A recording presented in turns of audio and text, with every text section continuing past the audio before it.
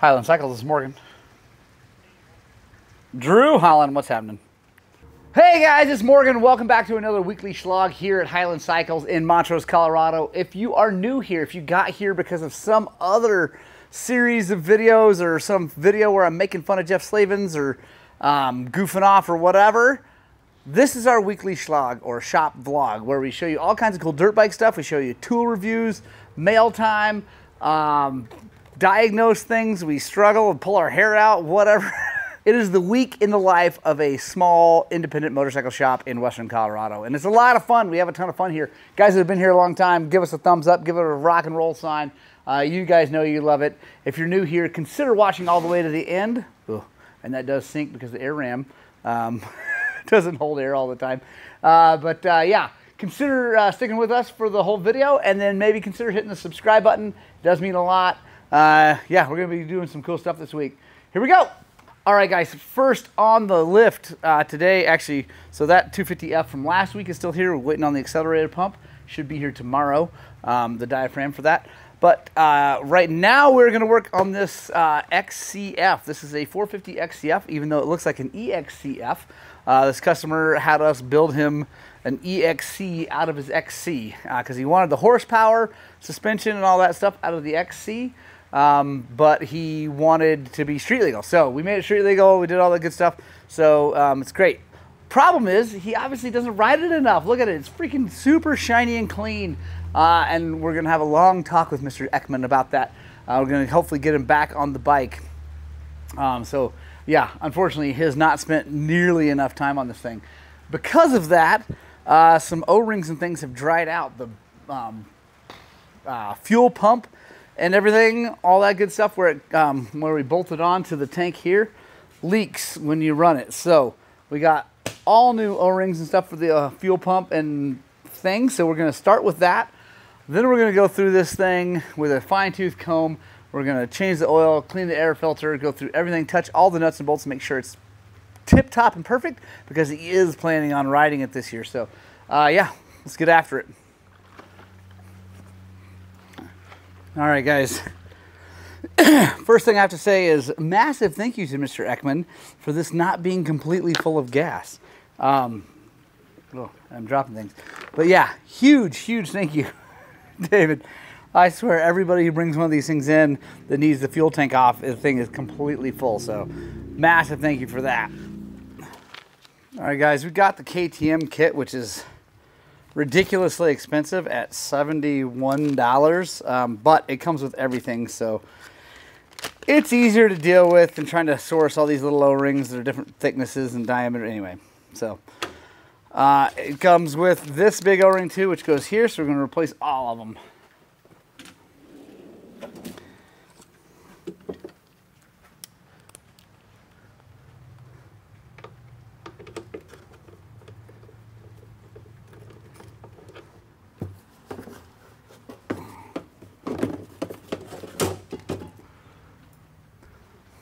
Guys, super simple. It's a 17 millimeter wrench.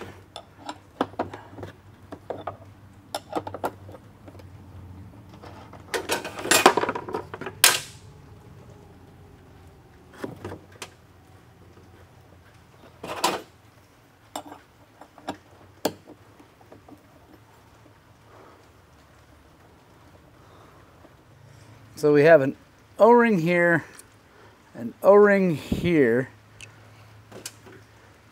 O-ring there,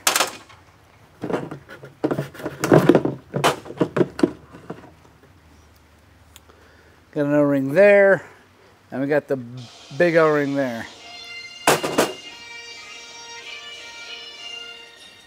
You guys probably don't need to watch me do all this. I'm just replacing O-rings, but it's a good thing too because they're coming apart into pieces. So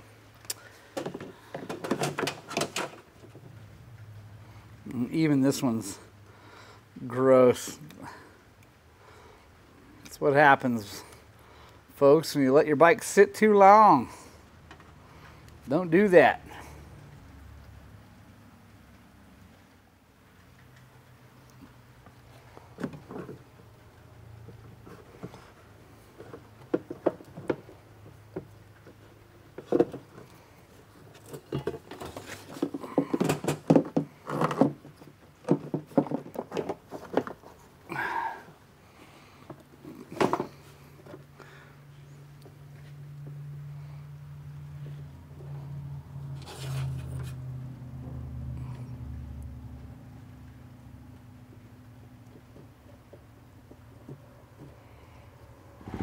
All right, guys. The rest of this is pretty straightforward.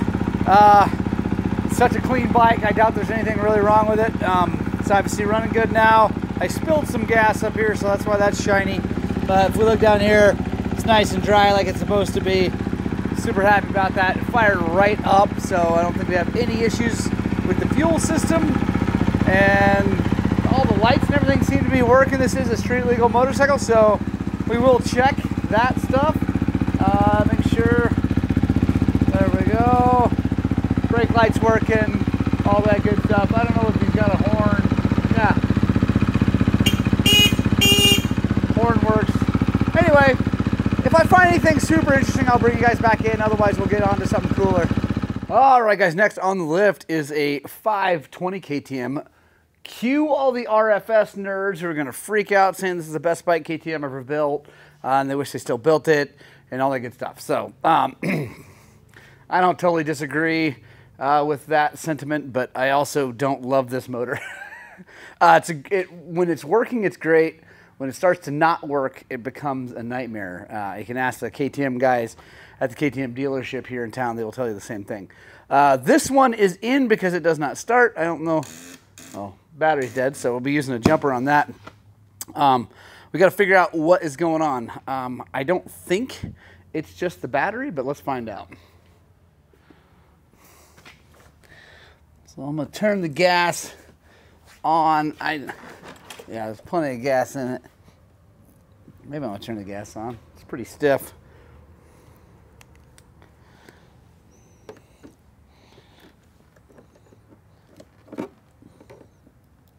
There we go. The gas is now on.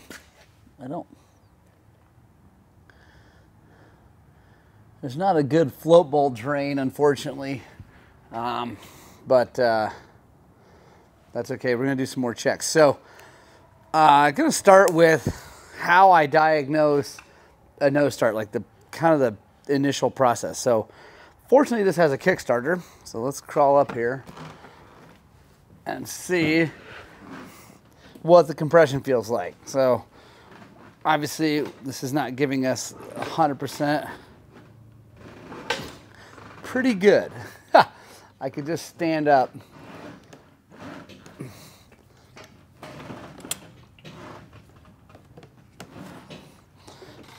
So I think compression seems to be good.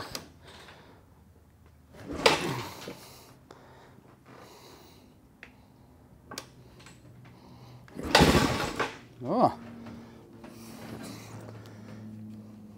Oh.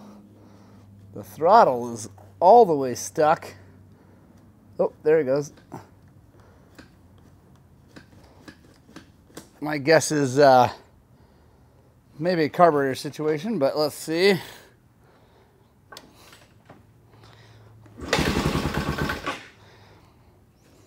I don't have the choke on.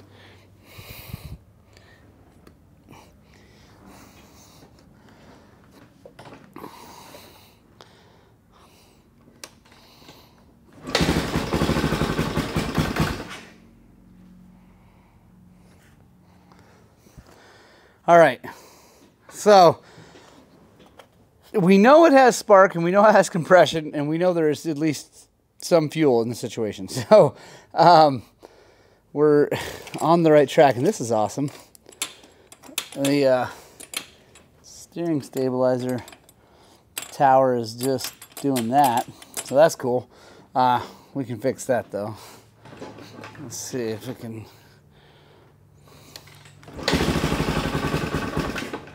All right, so you can't give it any gas or it dies. My guess is, yeah, there's gas coming out right there. So my guess is this thing's overflowing real bad.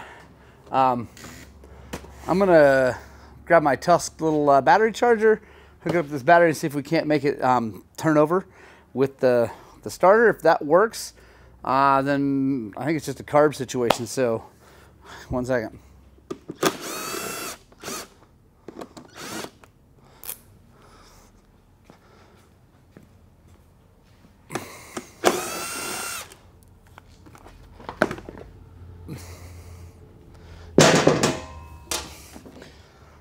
there's part of the problem. It's an Everstart from 2020. Like I said, got our Tuss little jump charger. These things are sweet.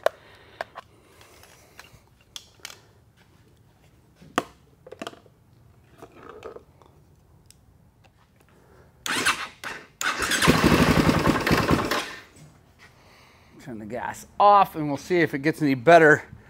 Like if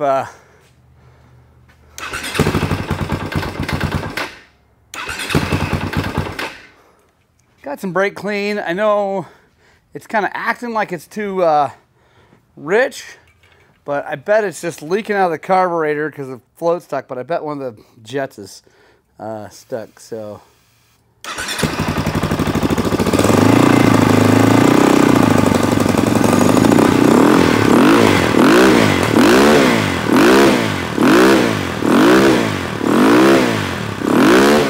Might have just needed to clean it out. I'm gonna let it run for a little bit, warm up.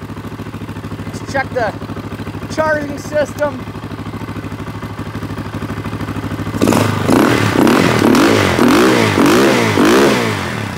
Might just need to run some good gas through this thing and be all right. This is just putting more fuel in the fire of the RFS nerds. Charging great, 14 volts at idle. Ooh. All right, so that battery is yunk.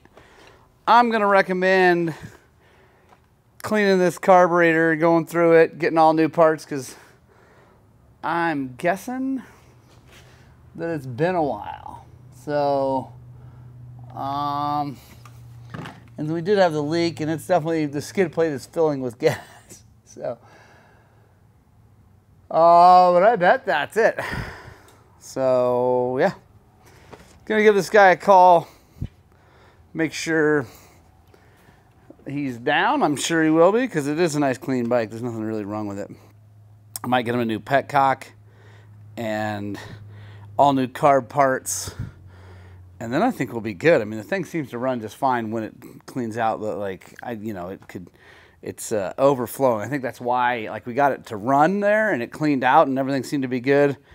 Good, not perfect, but, you know, tunable. And then it died because I think the carb is overflowing slowly but surely and flooding. So, anyway, there we go. That was a pretty simple one, guys. We'll be right back. I don't know if I'm going to work on it right now, but I'll probably order some parts and then we'll start working on it. All right, guys. Got the accelerator pump back together. Got a new diaphragm and everything, new O-rings. Like I said, the other kit had the O-rings, but the new thing came with them too. So now we got a couple sets. Now, let's see.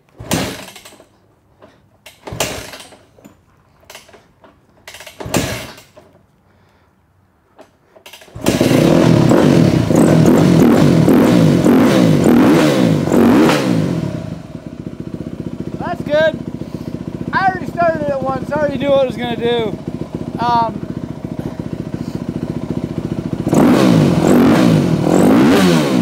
If you roll into it, it seems fine. But if you hurry through it, it bogs. So I like the jetting that was in it, so I don't think the jetting is the problem. The air fuel screw is right where I want it, and I kind of fiddled with that already. But I think what we need to do is a little trick with the accelerator pump. All right, a lot of you guys probably have already seen this, but if you haven't, I'm going to show you a little trick to help that accelerator pump squirt earlier.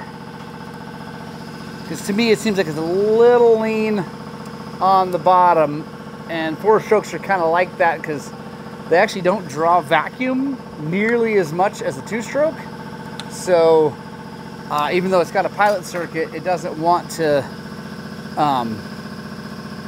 draw out of that pilot quite as fast. So let me show you. Look right in there. That's the accelerator pump actuator. You see it go. It's actually pretty good, but we're gonna put an O-ring around here and tie that to this. And actually, now that I look at it, actually I'm gonna open that up. I'm gonna take a screwdriver and I'm gonna run that in to open that up so it gets a better squirt too. So actually I might start with that.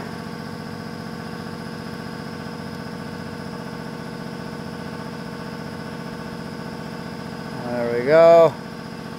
So by running that screw in, it's taking that cam and turning it this way and giving it a better squirt. So actually, before I put the O-ring on there, let's try that.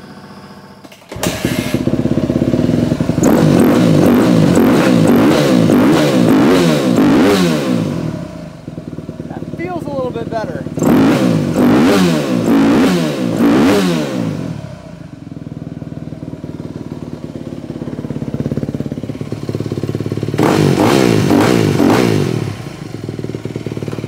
Alright guys, so I can't really show, it's hard to show you, but when I roll it, not super fast, but faster than just an easy roll on, it works.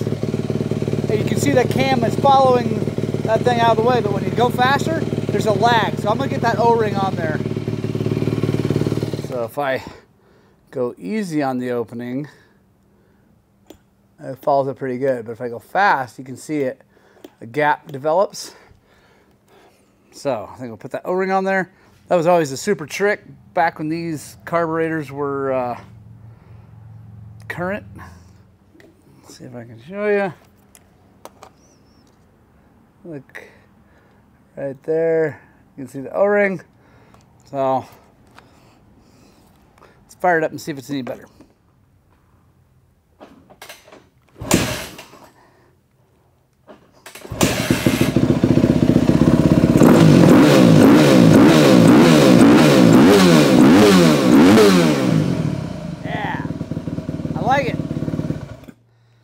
I like it a lot. So gonna bolt everything back together and then we'll take it for an actual ride, see if it's really good. It's fine here in neutral, but you never know until you actually get it out and ride it and see if you can pop wheelies with it. So we'll be right back.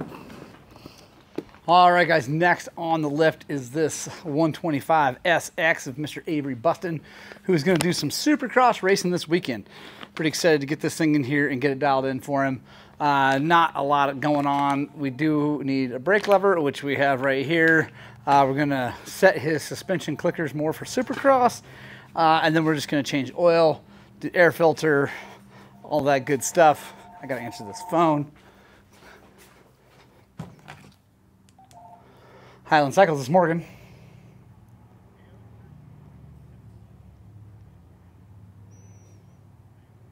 I don't think so. I used to, but no, I don't have one here, unfortunately.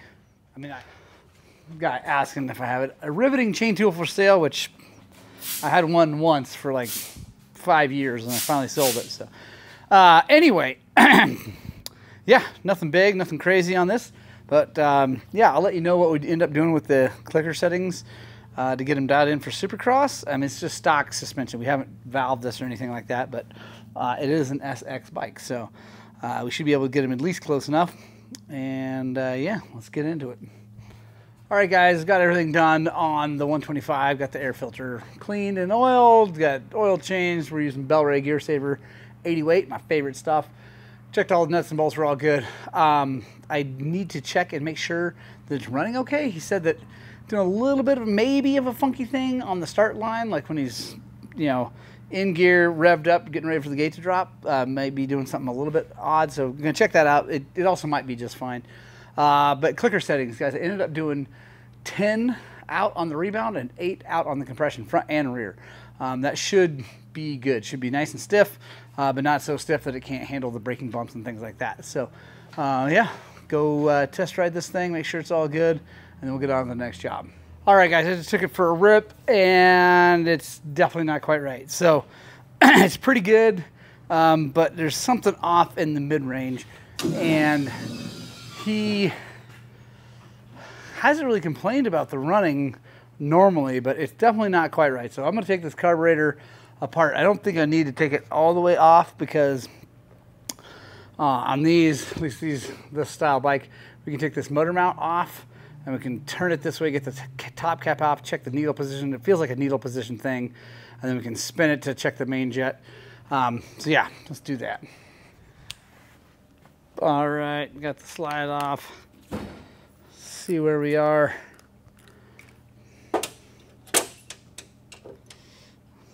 So we're in the number 2. Seems like that's where I want to be. So drop that back in. One thing I noticed when I took this slide off is that it seemed like there was some condensation on the slide, like water, and that's no good. So take that float bowl off and see if maybe we got some water in the bowl, because it definitely seems a little odd. Seems all good. You guys probably can't see in there, but like there's still fluid in there, and if it were water you'd see it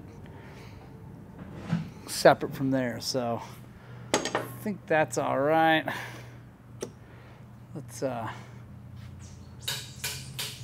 check our jetting. Oh, boys and girls, we're definitely getting older.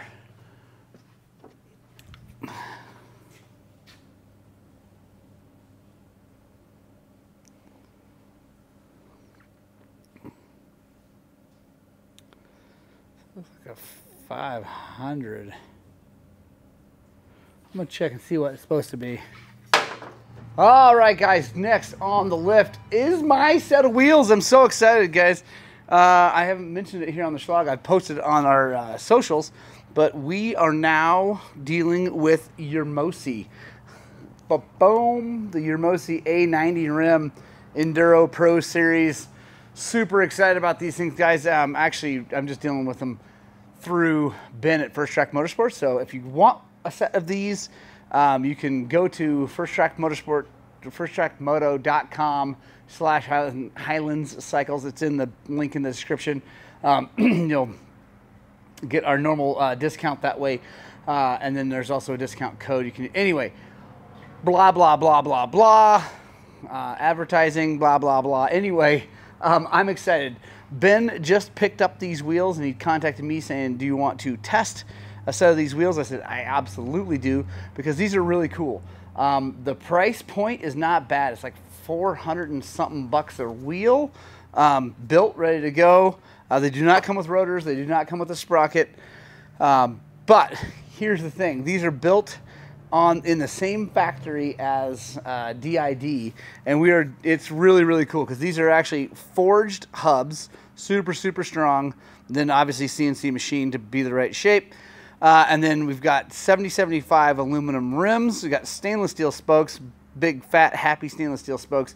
And they are built, like I said, in the same factory as DID.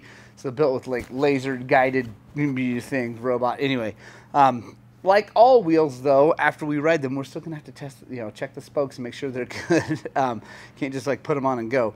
But I'm excited about these. I don't know how much they weigh. They're definitely less weight than like the stock wheel. They're definitely less weight than the Bulletproof Designs. By the way, I love my Bulletproof Designs. They have been absolutely brilliant, and they are less money. I think they're still just around, a little under $700 for the set, but they're China, less nice stuff. So these are a little bit higher end wheels. I'm really excited to test them. So I got them for my KTM. They are set up for the 23 KTM as far as like the axle size and all that. And I got a big, massive thank you to Intech for sending me rotors. We got a front rotor and a fluted rear rotor because the solid rear rotor thing is only good in the mud and stuff like that. I'm not going to run those anymore except for like on my hard enduro wheel on my Beta. I'll run it. Well, I'll probably just run it. I'm not going to swap the rotor out. But also, it's like I said, it's made for mud and stuff like that. But let's install these things. I'm excited, guys. I've got our rotor bolts in our lovely grip mat. Sorry, guys. We are definitely doing some advertising. But again, we got to keep the lights on. We got to keep these people happy that help me out. And I really do truly believe in all this stuff. But yeah, grip mat thing is so cool. We get this from Toolbox Widget. Also a link in the description. I do not have a link in the description for bolt stuff, but I like that stuff. So anyway, let's put these on and take a look at what they look like.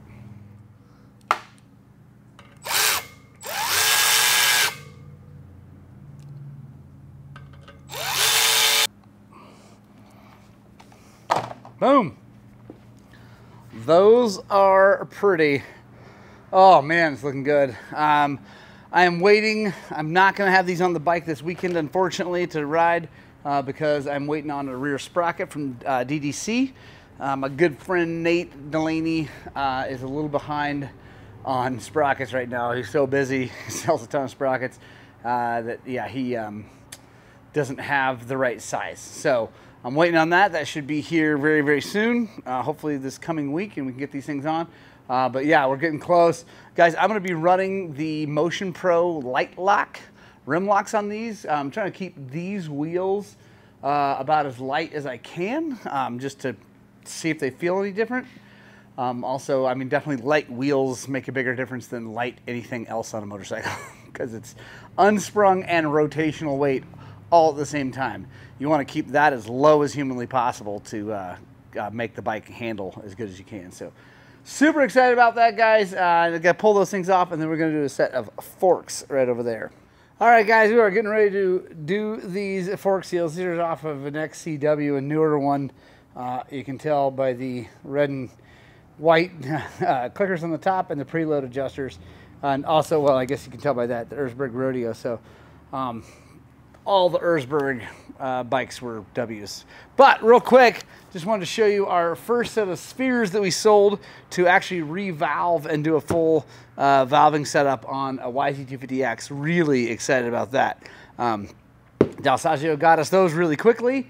2 days actually, faster than the suspension. The suspension is coming from out of state. Guys, sending that out. We're going to get those in valved. They're the MX valving, but doesn't really matter because we're going to revalve them anyway. But we're definitely setting them up. He's a pro level rider on a YZ250X, so I can't wait. He's a desert enduro guy, so not hard enduro. And yeah, these things are going to be sweet. I can't wait to get the feedback from him because I still am a firm believer that if set up well, if you set up KYBs well and you set up these well, I do still believe the Dalsagios are better. I just think they're better parts. I like the tunability of the bladder on the compression, the base valve. So yeah, excited about that, guys. All right, now let's pull these forks apart.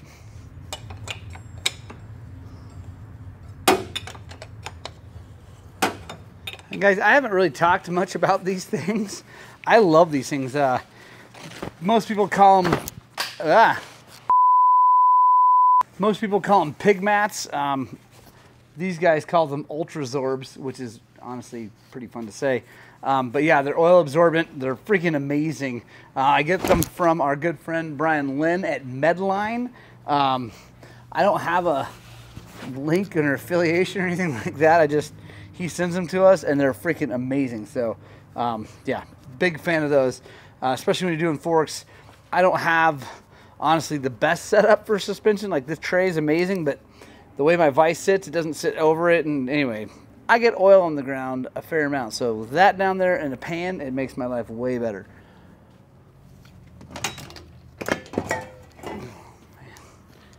I'm all over the place today.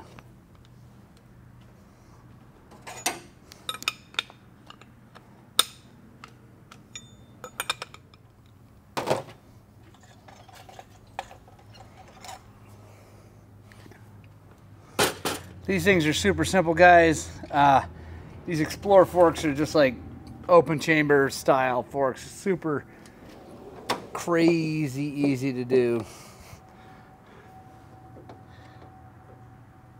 I've got full videos on that, guys. If you're ever wondering if we have a specific tech video on something, the best way to search is just put in, like, go to YouTube. Well, you're here on YouTube already, obviously. And in the search bar, type Highland Cycles, all one word. And then whatever you're looking for. Fork seals, Explorer forks, chain sprockets, you know, whatever. And if we have one, it'll come up. So guys, if there's a video that you look for but you haven't seen, let me know, and I will try to make it, because we do a lot of these things every day and I forget what I've made specific videos on and what I haven't. So just please let me know and I will do my best to try to get that video made. So I gotta clean these things up and we'll be right back. All right, guys, got them all cleaned up, happy. And guys, these people, this is not me doing this, they took and brought the forks in. If you're running stickers, and not like, I like the carbon fiber wraps that you put the sticker on, because then you can pull it off to clean and do whatever. If you're gonna put them on the forks, make sure you get them up past this flat section, like quite a ways, and up on this narrower section so that doesn't happen.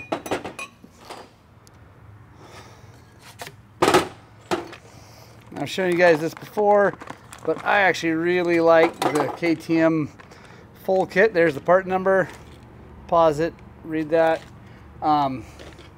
It's like 61 bucks or 62 bucks, and you get all new everything. New indicator rings, oil seals, dust seals, washers, and circlips. It's a pretty sweet deal. And finally, they're putting them in the right kind of packaging, so they just come out.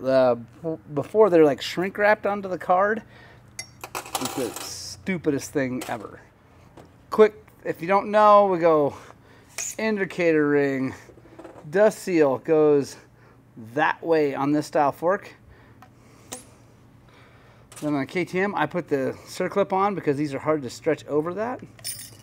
Then the oil seal goes like that with this down, and the open side like that, side up. After oil seal, we go washer, outer bushing, inner bushing. And the bushings are brand new. And we're gonna go together. I'm on like week 4 of using these Tusk fork seal driver, and it is real nice. I like it way better than the ring style thing from Motion Pro.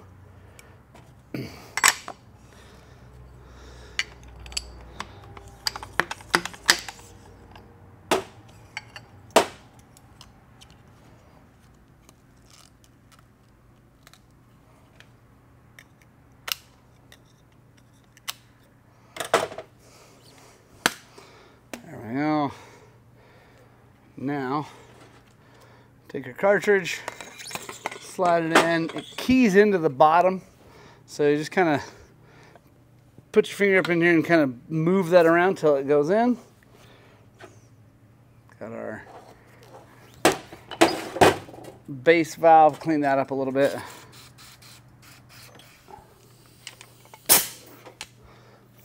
I like to blow through the valving, make sure you get anything out of there. We'll start this by hand. Make sure it's threading in, which it is. Then we'll finish it up with the old impact.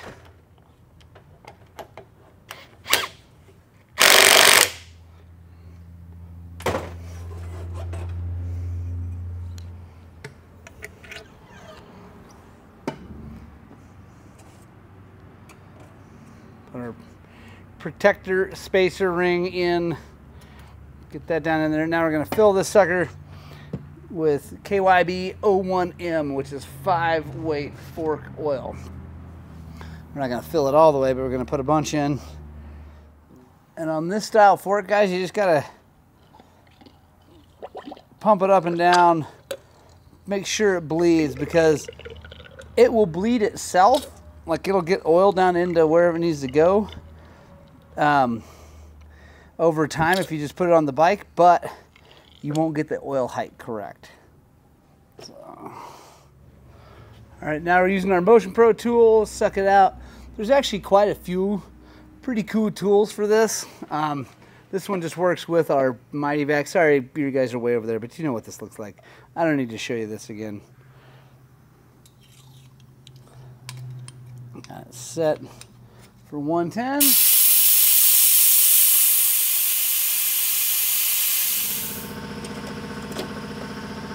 adjuster rod. When you put that adjuster rod in there, guys, make sure you push down on it and it's springy.